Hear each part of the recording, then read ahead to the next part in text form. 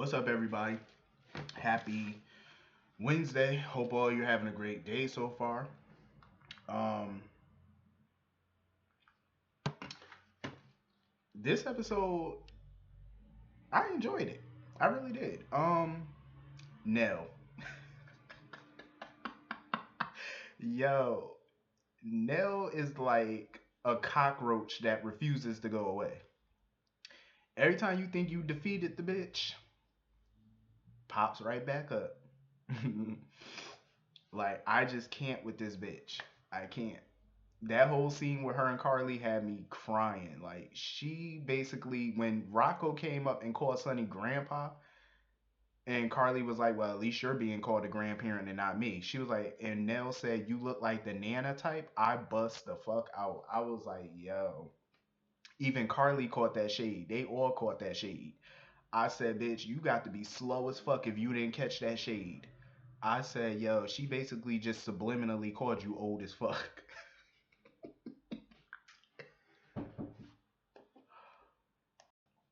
Yo, I was like, she called you old as fuck. I was like, wow. See, this is the part of Nell I actually kind of like is when she go toe to toe with Carly. I like Carly, but it's refreshing to see somebody knock her down a peg. You know what I'm saying? It's refreshing. I loved it. Um, and the way Nell was hinting around at basically saying she's gonna be a part of Michael's life for a long time to come, I said, "Yep, this bitch is pregnant, or at least lying about pregnancy. Either one." I said, "Oh shit, who didn't see this one coming?" I knew that was gonna be her next trick. I said, "Yep, she's gonna fake a pregnancy. Either that or the bitch is really pregnant." If I was Carly, I'd throw the bitch down a flight of stairs.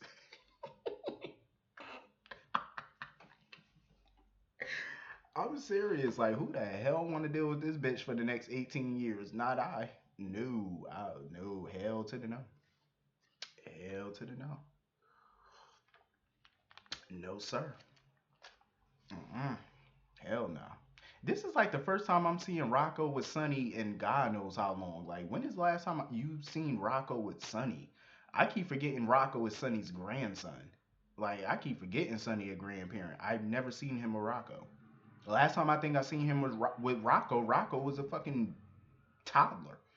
Like, he was a toddler the last time I seen him with Sonny, and I think that was when he was at Sonny house, and that was like 2 years ago. I was like, damn, Sonny, you slipping. Carly need to shut the fuck up though, cause she keep thinking about Drew and Sam. Oh my god, I'm like, Carly, shut up. Don't you got a hotel to run or something? Some kids to harass? I'm like, shut up. Like she's staying Sam and Drew business. It's like I see. This is why I like Sonny today, cause he was basically telling her like, can we have some fun today? Do we have to think about Sam and Drew and Jason and the drama? I was like, right? Can't y'all just have a day of Christmas fun? Like, it's the Christmas season. Have some fun. Stop thinking about the drama. See, that's why I can't stand Carly sometimes, because that's all she think about is something that's drama. That's like all she think about. It's like at least Sonny can step away from the drama for a day. It's like, damn, he just want to take the kid. He want to take Avery out, see Santa, have a good day. It's like everything got to be drama with her. Um, Nell was definitely worming her way back into Michael life. She definitely gonna try to turn up pregnant. I said, up here we go. Um, I just have the vibe that this is like AJ and Carly all over again. This is like AJ Carly 2.0. This is just how I feel. Like minus the alcoholism. Like this is just I just get that vibe. Like, cause we all know Carly got pregnant by AJ just to get some money. We know that. That bitch ain't get pregnant cause out of love. It was never out of love. She definitely didn't marry AJ out of love. It was the dollar bill. That's what it was about. Um, and then try to pawn Michael off on Jason, then has Sonny adopt him. You all know the history. So, the difference with this is Nell wants Michael's baby, but, it definitely ain't out of love. It's definitely for money and to secure a good life. I'm pretty sure she's tired of being broke and poor and all that. She want to live a good life.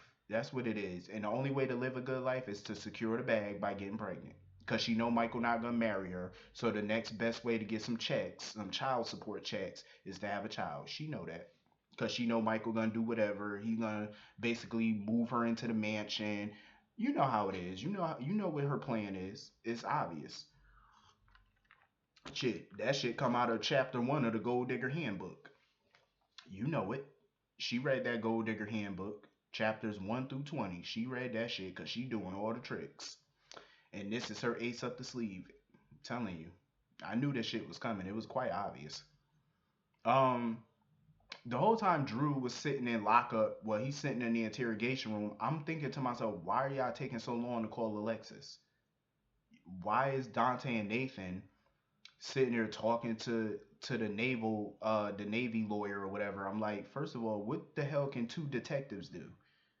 And Jordan come up in there, what the hell can a commissioner do? You need a lawyer, not a commissioner. You need a lawyer. Hello.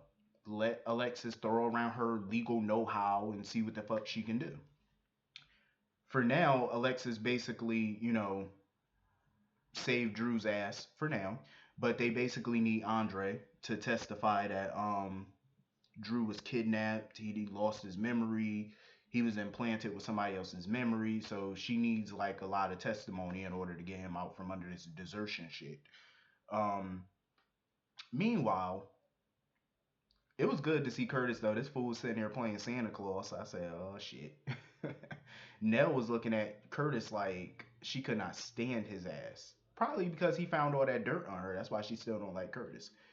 But anyway, these fools, Frick and Frack, Maxie and Lulu, these fools go up into the damn invader office. They threw a stink bomb in the goddamn um whatever you call it. They threw a damn stink bomb up in there to make the shit stink. So that way they would have to evacuate the building and they could search the guy's office, the editor's office, to find out who leaked the Man Lander story. Maxie was up in there complaining because she getting all queasy and shit from the smell. And that I must say that was some good investigative journalism on Lulu's part, even though this story ain't really a plus story to get her a job at Aurora. I'm just saying you could have came up with a better story, but because who really cares about that? Why would the public care about who leaked the story to the invader about Manlanders? Why would the public really care about that? That doesn't scream blockbuster story to me. It really doesn't. Lulu, she could have came a little harder than that if you want that job. Um, but she found the information in a day, so congrats to her. It wasn't really a difficult task. I mean, it's obvious, it's a quick plan. She found out that Nell basically got $10,000 to sell the story. And you want to know what I find funny?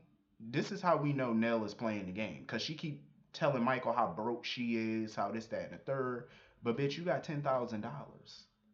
She's definitely playing the game because you got 10 G's. Ain't no way you broke after getting $10,000. What the fuck you spend it on?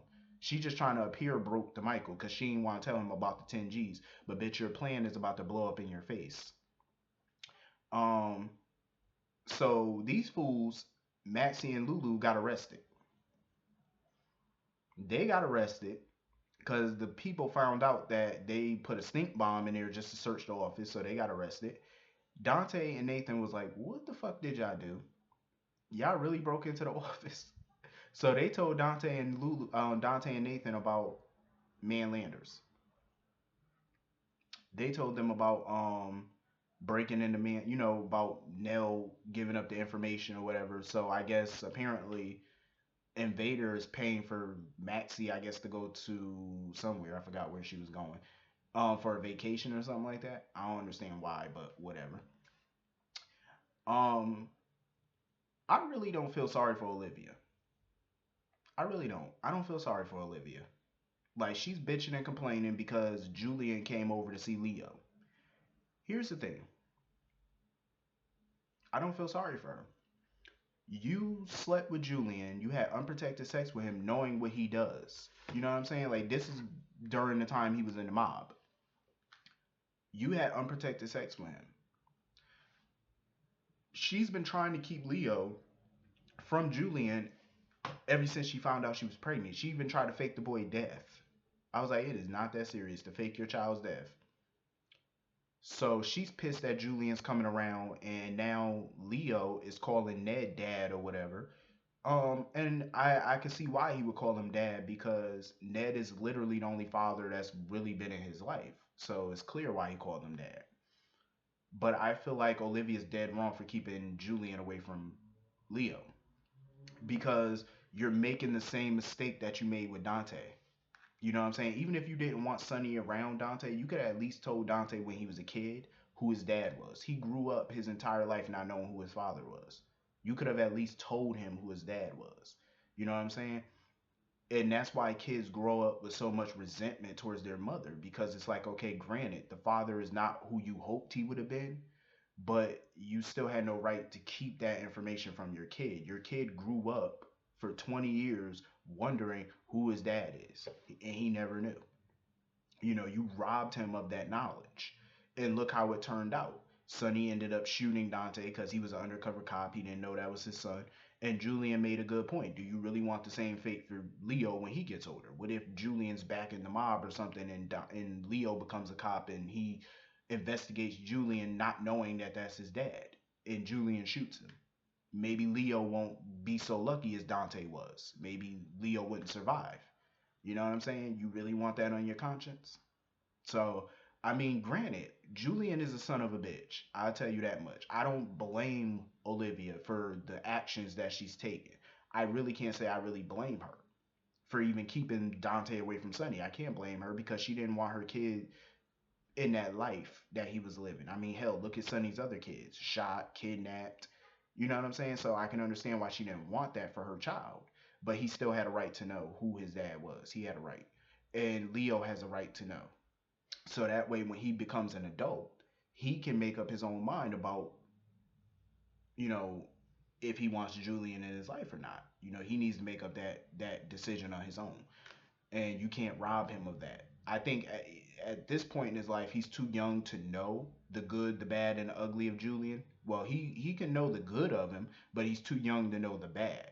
You know what I'm saying? So when he gets a little older, I think Olivia should sit him down and tell him everything about Julian, the good, the bad, and the ugly. But at least tell him. Don't wait till he's like 20 something years old to let him know. You know what I mean? He has a right to know. I'm just saying. So, Julian goes to the park or whatever for the whole Christmas Santa thing that ELQ is sponsoring or they're underwriting and Corinthos Coffee is sponsoring it. So Julian bumps into Sonny, and this is the part where I don't like Sonny because he was hypocritical, sitting there talking about, oh, you must have somebody powerful pulling the strings. They should have left you in prison. Sonny, your bitch ass should have been left in prison. You murdered somebody in cold blood, and yet you were out within a couple of months, and you're judging him for getting out. You committed a fucking cold blooded murder, and you were let go. So who are you to talk shit about anybody? Talking about they should have left you in prison. No, the governor should have left your ass in prison. The most the governor should have did for you, instead of just giving you granting you a release, he should have just reduced your sentence at the very least. I wouldn't have let you free. You know how many years the justice system has been trying to put him away, and the governor just let him out on a murder charge, all because he took a bomb into the ocean and saved some people. Okay, you still shouldn't have got released. A reduced sentence, sure. Release? No. Hell no. So if you can get off on a murder charge, hell yeah, Julian should go free. Hell yeah. Hell yeah. Who is Sonny? See, this is why I don't like Sonny like that. Because his arrogance, his hypocrisy is so annoying. Like he just acts like everybody's scum of the earth and he's God Almighty.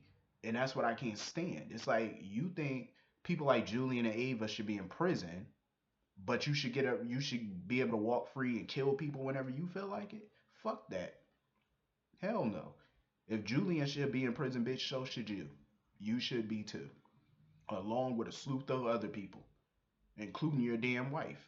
Carly committed some crimes too that she never went to prison for, that she managed to wiggle her ass on up out of.